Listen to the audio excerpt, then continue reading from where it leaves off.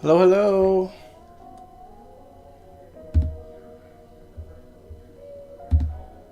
What's going on? Hey, Kawan. Welcome, everyone. Sorry that it's a later live stream than usual. I won't lie. I went to the dog park with the dog.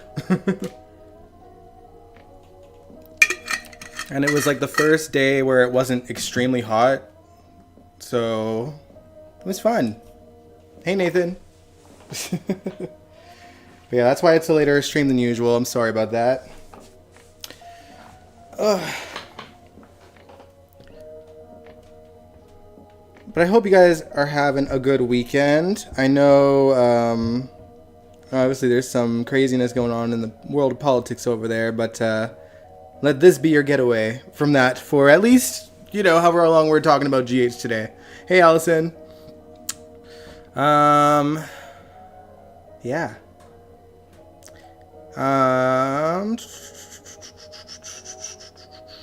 Sorry, I'm just making sure I have everything all set here. I have all my notes here.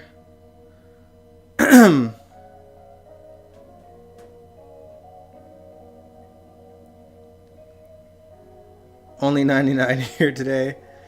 Right now it's sitting at 19. I think it got to 23 degrees. This is Celsius. Whereas like the rest of the week we've been at like 35, 36, which is not, it's not cute. It's brutal. Because Alberta's like also like dry, so it's like a painful hot. But we did get like a brief storm on Saturday as well.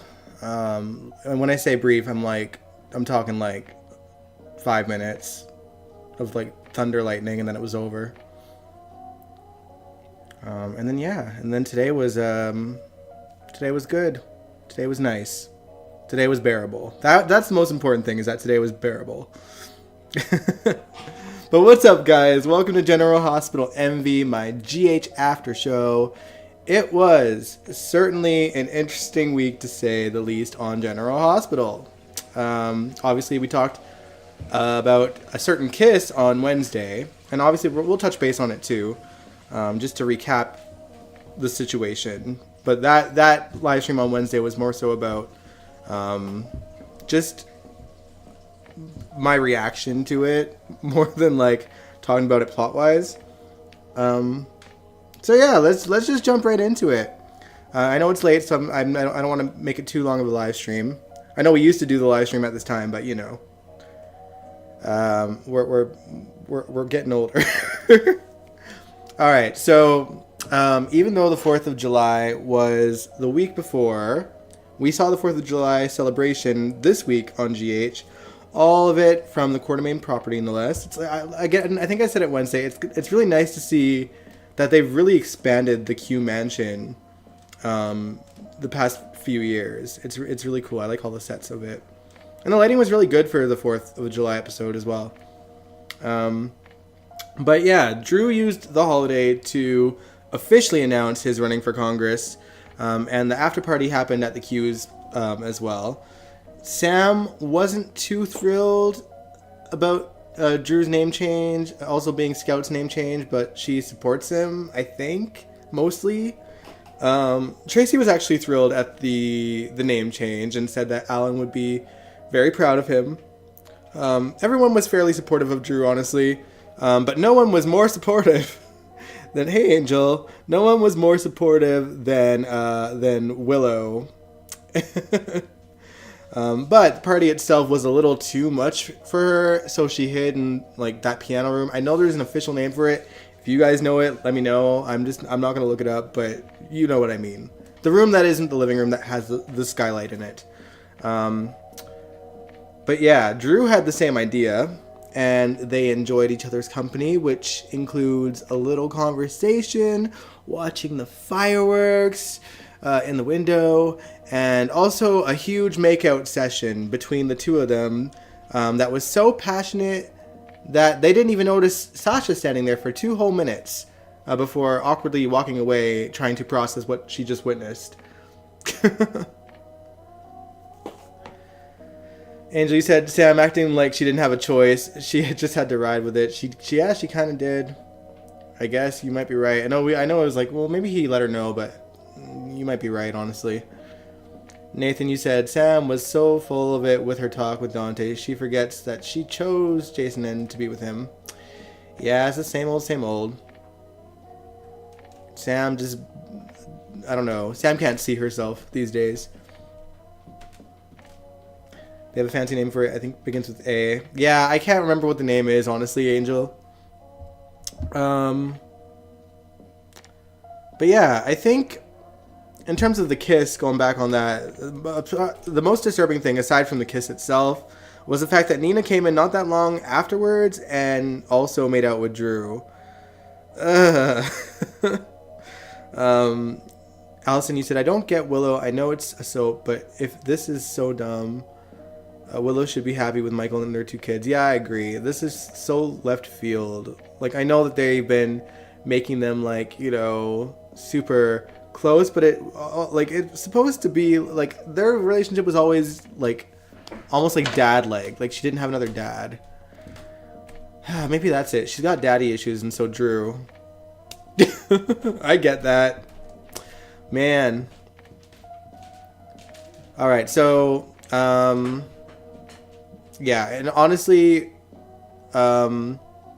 Sasha, she's torn about what to do about knowing the truth of what happened between Drew and Willow, and confides in Cody about it later in the week, and he says to leave it alone. Audience, do we want her to leave it alone? Do we want her to leave it alone, really? Like, honestly, I don't. I mean, if we're gonna go with this cockamamie story that Drew and Willow are just so passionately into each other all of a sudden, then we might as well make it messy. We might as well make it messy AF. Angel, you said, I don't know if it's the PTSD from prison or Drew finally cracked. Maybe both. Nathan, you said, then we got Dante, who was all of a sudden father of the century, even though it's off screen. Dante wasn't even there for Rocco. Yeah. I mean, the writing team's MO seems to be, we can write whatever we want and make whatever history we want lately, so it's frustrating, but here we are. Oh, man. But yeah, going back on the 4th of July celebration, I wanted to talk about this very brief scene between Tracy and the Congressman Conkley, or whatever. I don't remember his name, but the one that's retiring due to his illness, because it was actually quite nice. They had Tracy kind of reminiscing, I guess, his relationship with Edward, which obviously we'd never seen, but they would, mind you, just given his, you know, his stature and his wealth and all this stuff. But they also, they talked about Monica, and Tracy, she kind of mentions that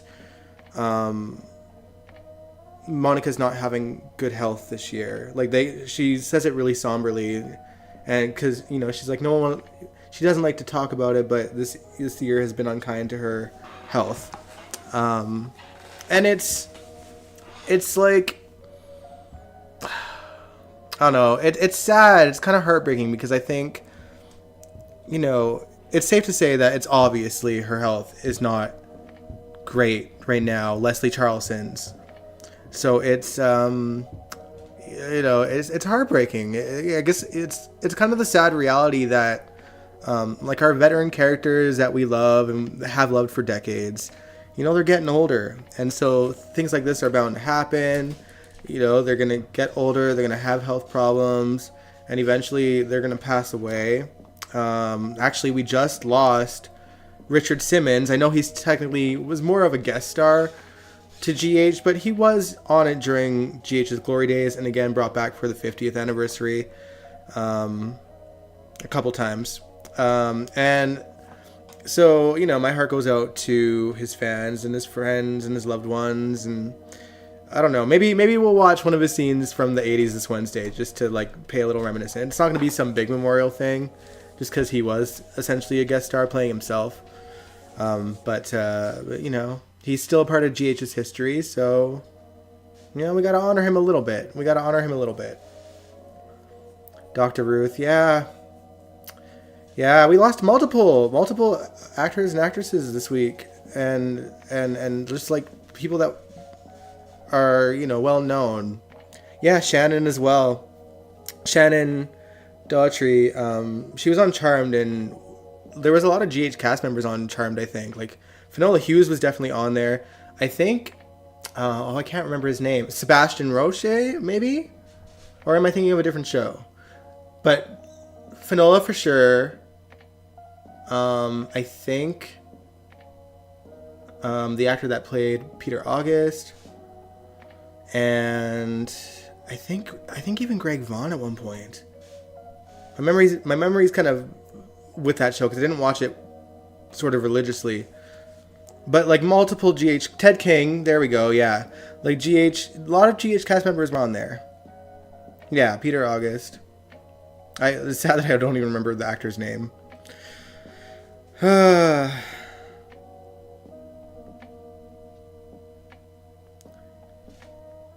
Brooklyn said, exactly, Dion, we love Leslie for sure. She's an icon. Yeah, I'm pulling for her, but, you know, it's just based on what we've seen with her when she did actually make an appearance on here. She's obviously not doing that well, but it's sadly, it's just like a way of life, you know? Man. All right, back to the stories of GH now. Something else that happened during the 4th of July celebration was Portia and Laura being in the same room. I'm sure if you didn't watch that, you can imagine that it didn't go too well. Portia obviously confronted Laura about the Heather Webber stuff. Things got super heated. She even yelled at Elizabeth for simply like walking into the room and knowing Laura. So like, just attacking her for like, oh, I know you're gonna take her side, and like low key she did, like after Portia left the room. But like, just saying. Laura actually goes to pay Heather a visit later in the week, and Heather actually, she tells her, she's like, I heard what you're doing. Do not do it. I want to stay in here. I belong in here. Please respect that I want to stay in here. And, you know, eventually Laura decides, like, yeah, she's going to respect Heather's wishes. Now, however, the day after, or like a couple days later, I don't know. It all blends together these days, but Trina goes to visit Laura, and they talk about Heather, and she tells Trina that that she's going to respect that Heather wants to stay in there. And then Laura sort of asks her, like, what would you do in this situation? Or how do you feel about it? And I guess Trina is supportive of, you know, if it's a medical thing, then she should get the justice that matches what she did in terms of why she did it. Like if it lessens the sentence or if she gets let go. And then also Curtis had a conversation with Portia and just said, I seen what Laura sees when I visited Heather. So I think while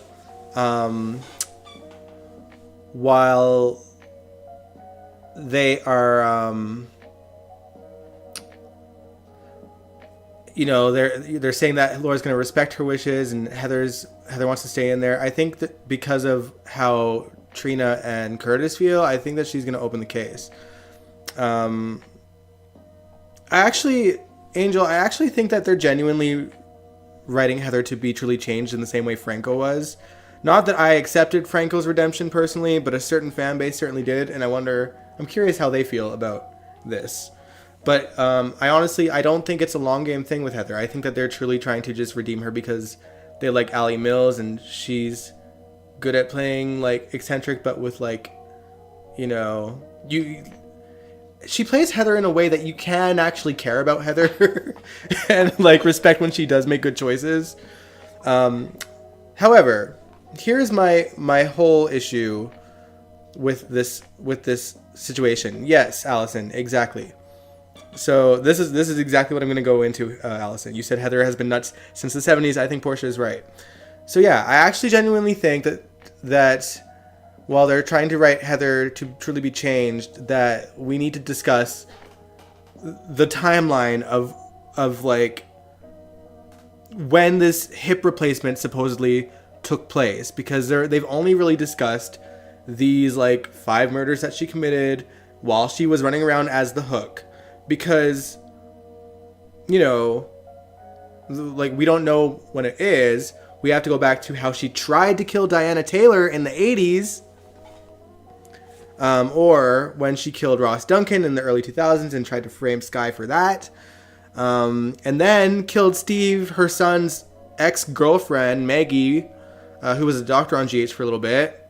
So she killed her, and she killed a nurse in Ferncliff, like, also that same year, which I think was like 2012 or something like that, like during when they brought her back for like the 50th anniversary era. And she's tried to kill Olivia and Anna in the past too. So like, did she get the hip replacement when she was in her early 20s in the 80s, or like early 40s in the early 2000s? Like, I don't know. Or somehow did she get the hip replacement in her stays in Ferncliff, because she's pretty much been in jail like the whole time, minus the like brief moments where she escaped. Don't tell me that in that time she went skiing, met Ryan Chamberlain, and had a baby. Like, what?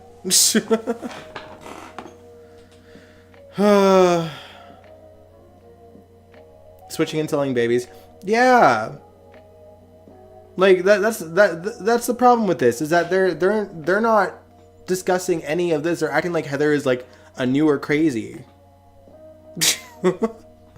So like, you know, while she did, I don't know, is it possible that this hip poisoning thing actually made her go all in as a serial killer? Maybe, but she's still a murderer, because I'm assuming that the hip replacement had to happen somewhere just before, you know what I mean?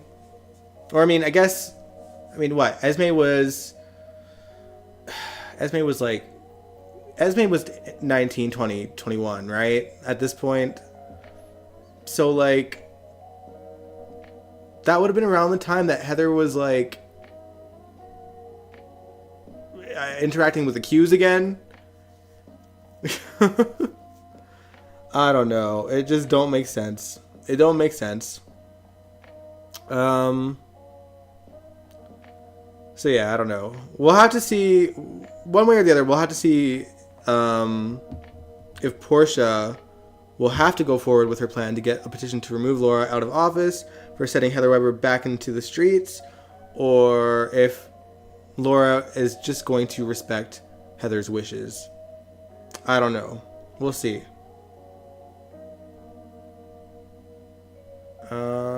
Switching and selling babies. What about Warren? Who's Warren Cabrera's parents? Who's that? Who's Miranda? What?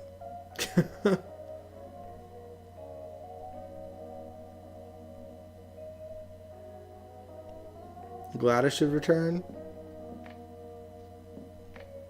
I mean, I wouldn't mind seeing Bonnie Burrows again. I really like her as an actress, but it's going to be hard for her to return right now.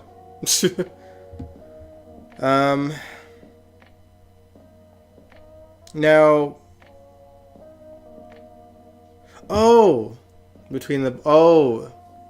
yeah. Well, no, that's what I'm saying. Like, all those, like, the Hook killer murders, like, she murdered 5 people as the Hook. So, you know, that's, I think, what they're considering with this hip replacement thing, is those 5 murders, but they're not talking about all of her other crimes that she committed in the last 40 years. So, I don't know.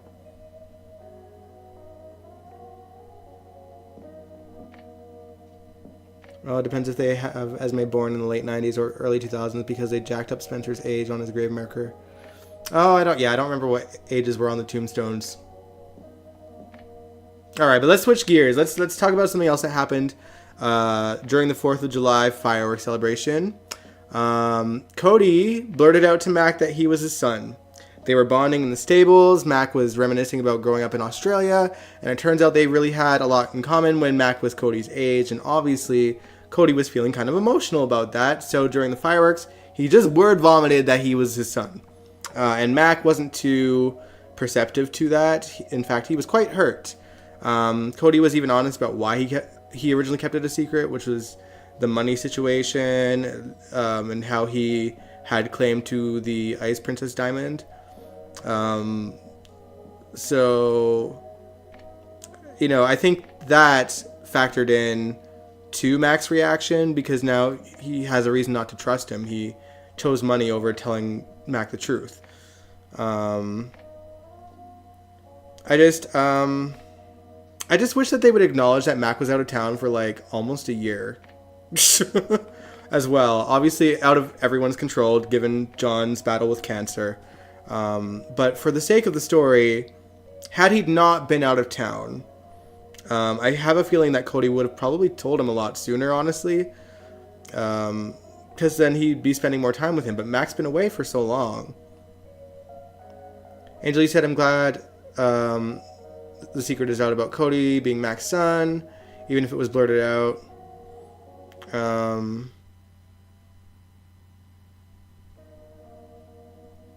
What was I going to say? But yeah, no, they should acknowledge that part. Now, while I just really didn't think Mac would be this angry, I mean, I'm not surprised he's a little mad, because, he said it in this week that, he was bonding with Cody. He really liked him. Before they knew the DNA results, he let him know that he wanted him to be his son.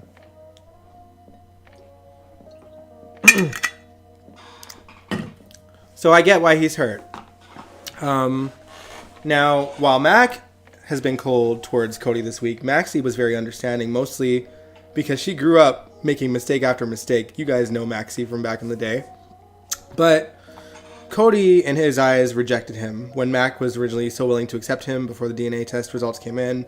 Maxie and Felicia, they had both been trying to keep the door open for Mac and Cody. Maxie first made Cody promise that he would not leave town when he truly wanted to bolt, because he felt so bad about hurting Mac. And then Felicia kind of followed suit by telling Cody not to give up hope, because she knows Mac better than anyone, and he was just lashing out because he was hurt. It's just going to take time, and she's probably right. Yeah, Maxie was crazy. Yes, she was. I do kind of miss crazy Maxie, though, low-key. But yeah, Maxie and Felicia, those two, they like to meddle, and so they tried to meddle. They cooked up a plan to at least get Mac and Cody in the same room again, which involved Felicia leaving her phone leaving her phone at the Q's stables, Maxie calling it so Cody would answer it, which would lead Cody to dropping it off at Maxie's, and it went as well as you'd expect it to. Mac was not pleased with that. I don't know. I know people have a problem with accepting Cody as Mac's son. I know, Kaiwan, you're one of them. Valid reasons, honestly, because of the timelines. I get it. I totally get it. And some people don't like it because they just straight up don't like Cody as a character. But I'm okay with it, personally. Mac obviously isn't going to have a biological son with Felicia this late in the game. And it would be a shame if Mac, never had kids of his own when he's so good with, like, everyone else's kids, you know what I mean? Bad Girl Maxie was fun. I'm glad she's matured, though. Yeah, like, she has come a long way, and I do appreciate that, because I feel like the growth that we've seen her experience after Georgie's death was really well sort of... What's the word I'm looking for? They did it in a timely manner that made sense. It didn't feel too rushed. It didn't feel too slow. It felt gradual. You could tell that she was really just trying to be a good person because of Spinelli. And Spinelli rubbed off on her in that sense. So that growth was great. I don't like that Maxie lost a lot of her fire after that, because Maxie could be fierce while still being a good person. But we are getting back to that Maxie, so I appreciate that. We're getting Maxie's personality back without the badness. But I hope that I kind of hope someday that there's a storyline where like she needs to be lethal. You know what I mean? Like she needs to bring out that bad Maxie. We kind of got to see a little glimpse of it with Peter, but because she was so far from who Maxie was back then, for obvious reasons, like she lost Nathan. That's you lose your husband, the father of your kid that wasn't even born yet. That's a lot. So, but it just felt for a long time that we weren't going to get like OG Maxie back. Maxie, fashionista Maxie. They are putting her in better clothes, and like not to like comment on anything, but she's getting tinier. Whatever she's doing, it's working for her. And so, like I've always said on this live stream too, there is no reason, regardless of the size of any person, why they can't dress them well. But this is always also back when back before we knew that Kirsten was purposely dressing Maxie a certain way because she just didn't feel comfortable doing all the fashionable stuff. But now we got her back. But I just feel like, that aside, I don't know if it's just me, but I feel like a lot of the fashion over the years kind of wavered, and it slowly seems to be picking up again. Like everyone's starting to look a lot more fashionable than they did a few years ago. So I don't know if they changed something in wardrobe. Yes, Kirsten did go on record saying that she's wanting to dress Maxie in like her stylish clothes again, but I feel like the whole cast overall, there was a time where like they weren't dressing great, generally speaking. So like, and I feel like it's way improved for the cast overall. I feel like I'm seeing fashionable moments. It was very seldom that like you'd see a GH cast member well dressed, unless it was like Maura West as Ava. I feel like she never misses. Nina was pretty well dressed too, but she is an owner of a fashion magazine. So, but now I feel like all the cast members are getting really good clothes, fashionable clothes. So yeah. And yeah, like I said before, Kirsten did want to dress that way, but I'm just noticing that it's a lot of the cast. A lot of the cast is dressing better lately. Kelly liked wearing black because it covered her sweat marks. I mean, that's valid. That is valid. All right. Anyway, just to go back on the Cody and Max stuff, I want them to work things out. And I hope that this Max sort of distance from him doesn't take too long, because really we got deprived of the story for 6 whole months anyway, or however long it was, half a year, almost a year. We should be making up for lost time, and I'm more than okay with them like only spending like a week or two on Mac being so cold. Truthfully, I hope that they have fun with the story and kind of put them in a situation where they have no choice but to bond. Maybe one or both of them end up in danger, and they just kind of deal with it and bond and like each other again. Also, I forgot to mention this earlier, but it felt so blink and you miss it, but Mac alluded to in reference to his time gone, that he was doing something that he put off doing for a long time for an old friend, like something that he was supposed to do a long time ago that he didn't. Was that alluding to Frisco and Mac just like hashing it out, or am I missing something? Is there more of a story here? I'm just curious. I want to know what Mac truly got up to for being gone that long. Like, he said he was helping an old friend with something that they were supposed to do a long time ago. So what does that mean? What are y'all saying? Do you think Sasha would have feelings for Michael? No. Nope. Nope. I truly think that Sasha is over Michael. Truly. Truly, truly, truly. Yeah, Sasha's over Michael. That's how I feel. She has standards now, you know? Oh, man. But yeah, now, the only other thing that happened connected to the 4th of July, beyond what we've already talked about, was Jocelyn, Trina, and Gio throwing beanbags into a mop bucket. Riveting stuff, guys. Alright, now, let's get into the stuff that kind of happened after the 4th that wasn't really connected to the 4th in any way. We did see a scene of Jason and Elizabeth talking about Jake this week. And supposedly, Jake has gotten into an art school in Spain. So I guess we're just not going to see Jake anymore. Like, what is the point? Make me understand why they make such a big deal about Jason and Jake getting a relationship again, only to send Jake off to a different country sooner than we think, is what Elizabeth said. Like, make me understand this. What?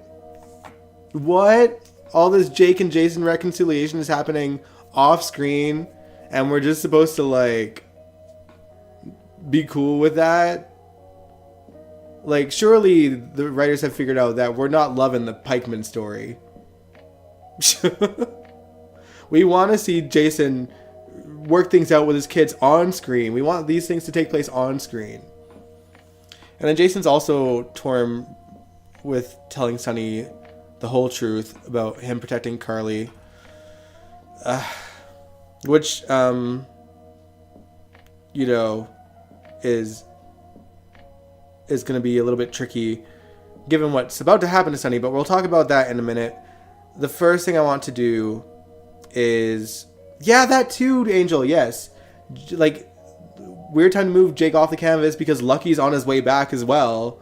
And Lucky was a father figure to Jake as well. I don't understand. The choices these writers are making. My God. Alright.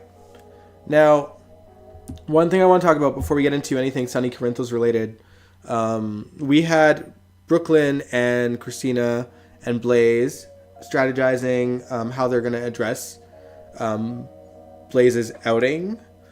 And what they came up with is that Christina and Blaze will do a joint interview showing that they are a couple, that they're in love, that they're happy, and they just want to show who they really are as people and make people know that she is not ashamed to be gay. And, you know, I think they're mostly going to try to keep Natalia out of it because it has nothing to do with her. This is about Blaze and her career at the end of the day. But yeah, so I don't know. The thing about this interview that they're setting up, you know, they said that they're seeking out the perfect interviewer to do it, supposedly. And Lord help these writers if the one that they landed on is Perez Hilton, because we know they did announce a while back that he will be making an appearance on the show. We know that he had just shot something with them. So if he is on for that, hopefully he's not playing himself, because that'll just show how out of touch GH truly is with, like, I mean, pop culture in general, but also how this man isn't exactly loved by his own community either. Lord, ay, Perez Hilton. Yeah, it probably is Perez Hilton. I just hope that he's just playing a different reporter, because he's played, like, not himself in other soaps before as well. All right, so forgot about Perez Hilton. Yeah, he's still doing his thing, I guess, but I don't think he's as vicious as he used to be. But he did leave a lot of people feeling some type of way for a very long time with how he handled his sort of reporting on celebrities. It was very much invader vibes, if you get what I mean. So making it look like Sunny's a creep. Yeah, let's get into Sunny. So Ava has been doing some strategizing of her own, not so much on the recording situation, but on how to get sole custody of her kid. And to save you the long, drawn-out version of this, somehow Ava landed on blackmailing the pharmacist that lowered Sunny's dose in his meds, and making him switch Sunny's pills to literal placebos. Because switching someone with bipolar disorder's pills to 0 worked so well the last time. You know, she thought, why not do it again? Listen, Ava has been a lot of things over the years. You know, she's done some vile things. But I think the one thing that I can really truly say about Ava is that she's not stupid. She's not this dumb. She is not dumb enough to make the same mistake twice, given what happened the first time she put someone's pills as placebos. The man died. And then she got she became the town pariah. She got on Sunny and Carly's bad side almost permanently, you know, beyond... She, you know, eventually after Kiki was killed by Ryan Chamberlain, they did find sort of...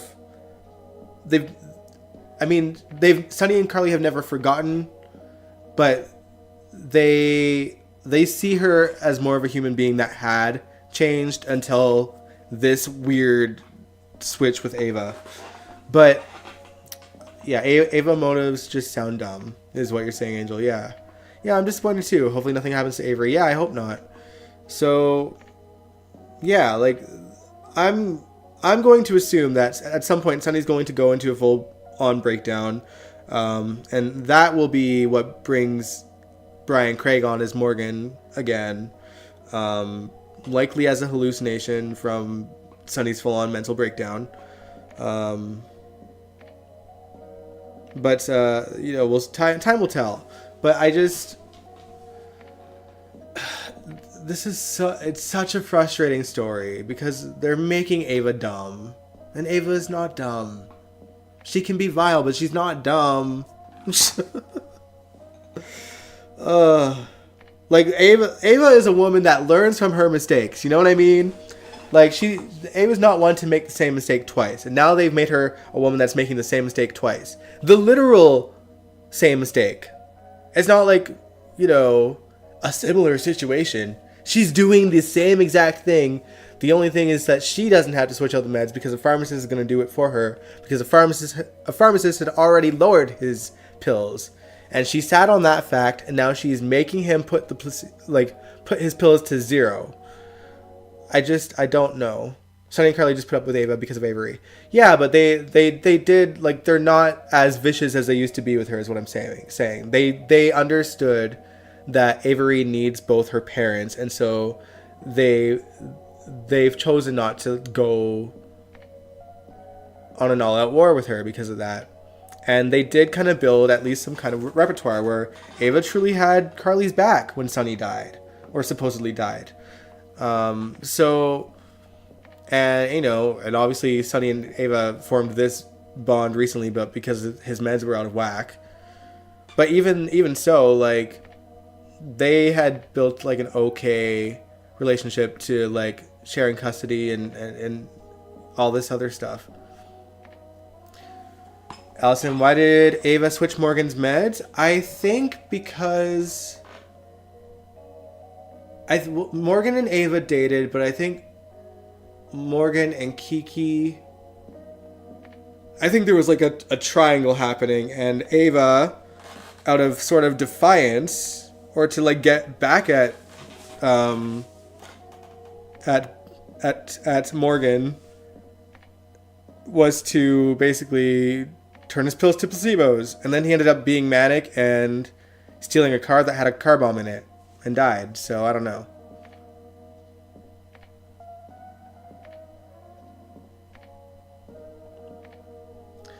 Oh, Angel, you said, are we going to see Sonny? I thought I saw a clip of State of Mind of Maury saying he needed a break.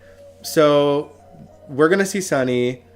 He was able to take 2 weeks off, and it didn't affect the story. So they probably worked around it. They probably like put off doing scenes that pertain to Sonny and Ava and probably just shot them all when he came back. So we're not going to not see Sonny. I think that story is going to be uninterrupted to our eyes. They just had to shift things around in order to, probably quickly throw it into episodes where they're going to do it. So, but yeah, like suffice to say, I did watch that interview, and long story short, he was not doing so well with his mental health lately. He did kind of own up to part of it having somewhat to do with his character being off his meds, and having to play that kind of had a little part to play in that, but also the fact that his wife and his son weren't home while this was going on, so he was having to deal with that alone at the house too.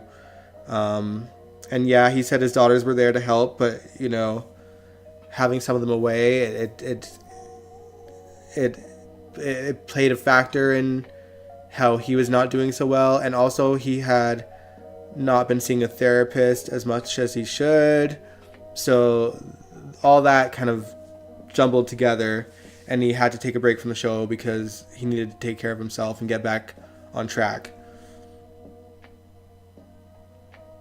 Angel, you said Ava wanted Morgan to stay away from Kiki because she thought Morgan was dangerous. Oh, no, you might be right. I don't know. She wanted Morgan to stay away from Kiki. Maybe. But yeah. I think we covered everything that kind of happened on GH. Oh, no, wait. So, just one other thing to add to the Ava stuff.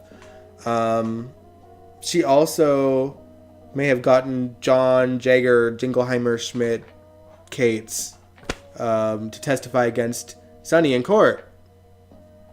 So we'll see if that happens. Playing a manic Sonny takes a lot out of Maurice. That's why he was excited to play Mike in Nixon Falls. Yeah, I'm curious. Well, I mean, the thing is, Mike had to go through some bipolar stuff too, because that's how he found out that he must have bipolar disorder, because he was acting manic because he didn't know that he had to take pills. So I don't know, but I think I am curious if Maurice had a say in the story at all.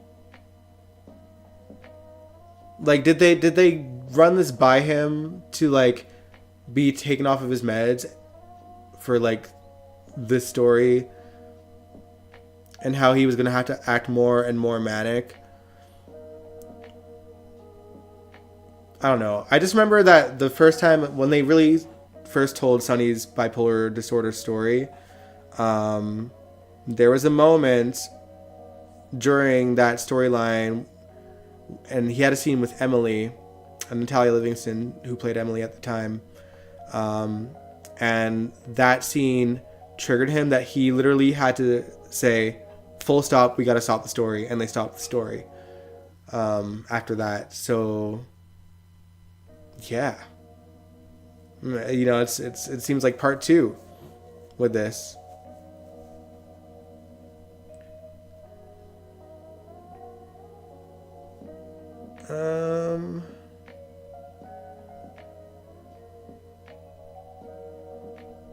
Angel, you said, why on earth would Willow tell Drew and Michael, she and Michael help save Jason?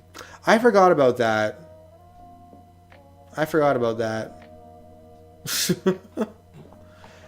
Allison, you said Jagger needs to go, and Willow's an idiot. I don't know. Willow's just, she's not herself lately, as was on par with most of the cast during this Elizabeth and Patrick nightmare. But yeah, I'm hoping. I don't know. I'm not optimistic that Elizabeth and Chris, when they become the official writers as a team, they're gonna fix things too much. Angela said, "I think Maurice has some say if it's affecting his mental health." Yeah, like I just think, well, that's why I'm wondering. Like, surely they ran the story by him, and maybe he thought that he could handle it, and now he can't, which is fair. And I don't like that they've dragged out the story so long, because genuinely, as much as Maurice seems to know himself and his disease, I think at some point it's gonna cross your mind that, like, playing manic is gonna take him back to a certain headspace, and this story has been going on for months now, and I don't know. I don't like that they've just gone to this point with this story. I would have much rather Ava been written as, like, somewhat a decent human being, and would have just warned Sonny that someone lowered his pills and given him the heads up. But they've gone this route with her, and it is what it is.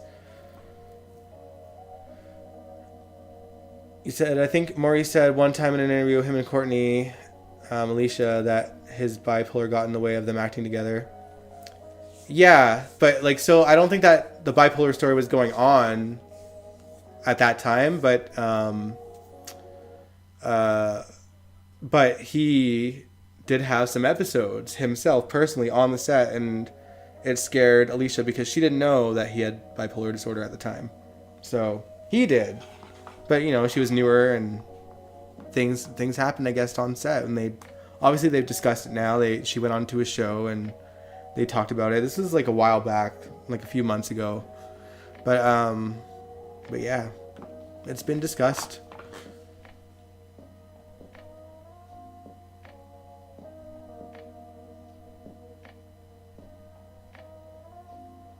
No, I don't want Sasha to go back to Michael, because that makes Sasha boring, and I don't want Sasha to be boring again.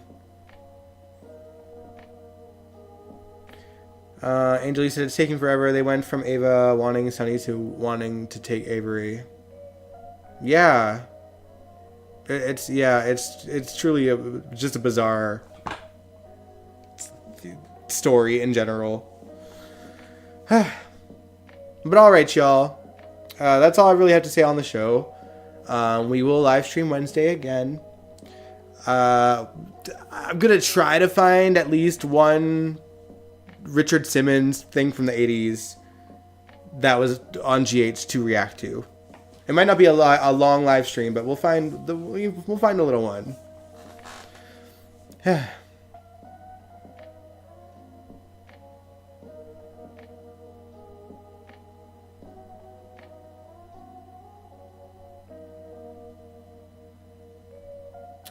Makes sense. Alright, but yeah. Have a good week, guys. I will see you Wednesday. If you liked this live stream, give it a big old thumbs up. Subscribe if you want to. I'm just a few subscribers shy of 1,000. So if you're lurking, subscribe. Also hit the bell for notifications. Just because on situations where I might be running late, or if I'm making an announcement about a stream, it's going to pop up in the community tab. That's where I post all the updates on the live stream. So if you're not, actively checking, you might miss that we had to be on an hour later today, or if I had to postpone or anything. It's on the community tab, and you can see that if you put it in your notifications. So do that. But otherwise, I will catch you guys on the flip side. I will see you Wednesday. Oh, lordy. Oh, yeah, that's right, Angel. But yeah, see you guys Wednesday. Have a good night. Enjoy your week. See you See you very soon. Mwah.